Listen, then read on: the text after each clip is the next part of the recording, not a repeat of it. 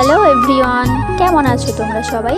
আজকে স্কুল থেকে 10টার মধ্যেই ফিরে গেছিলাম, আর এসে দেখছি মা অলরেডি রান্না বসিয়ে দিয়েছে।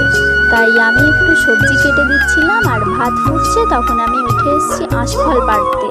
প্রচুর আঁশফল ছিল, সব তো পারিনি, বাদুড়ে পাখিতে কিছুটা খেয়েছে। আর প্রচুর বৃষ্টি হচ্ছে আজকে এখানে। তোমাদের ওখানে কি আজকে বৃষ্টি হচ্ছে? বজ্রপাত, বৃষ্টি, ঝড় সব একসঙ্গে হচ্ছে। আর বৃষ্টির ওয়েদারটা বেশ ভালোই লাগছিল।